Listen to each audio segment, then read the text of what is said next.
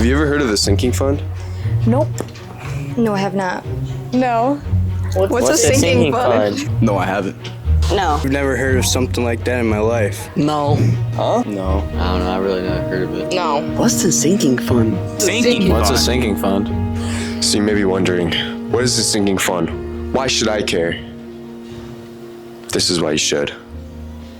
Hello, I'm Tom Trock, Superintendent of Fulton Schools, and I'm here to talk to you about our upcoming ballot proposal for the sinking fund. What is a sinking fund? It was created by the state of Michigan. It works essentially as a savings account for school systems. It allows schools to generate income to do capital projects, building improvements, maintenance, technology. Fulton Schools had a sinking fund for at least the last 20 years. We have been able to do lots of great things with that. Some of the things that we've done, over the years we've used sinking funds revenues to provide technology services for the district, internet, Chromebooks for every student, whiteboards in every classroom. We've used it for new learning spaces. We added kindergarten classrooms a number of years ago at the elementary that are used every day and are wonderful additions. Science rooms for our high school students that created wonderful lab spaces for them, as well as office spaces in all of the buildings to provide more secure entrances to funnel visitors in and out of the offices throughout the day.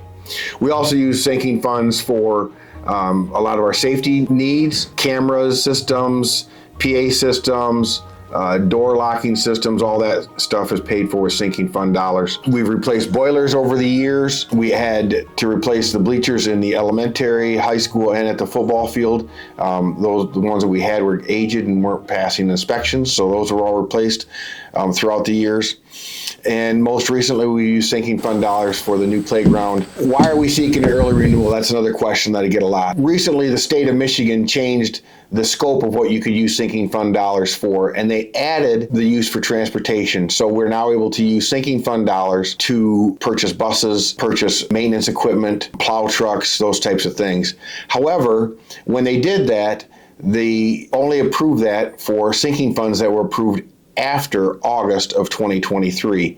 And since our sinking fund hadn't been approved since then, we still are held by the old system and we cannot use sinking fund dollars for transportation, which is a significant cost. The cost of a new bus right now is $140,000 and I only see that going up. So that's the main reason that we're seeking an early renewal. Our current sinking fund goes until 2026 and we're asking for renewal for an additional 2 years with the new language so that we can use it for transportation. Another reason why it's a good time for us to renew is that with the added taxable value throughout the district, it's not going to cost taxpayers any money. This is simply an extension of what is already being paid for the sinking fund. In fact, taxpayers will see a tax decrease because, as I mentioned, because the taxable values have gone up, we aren't going to have to levy as much mills for our debt reduction.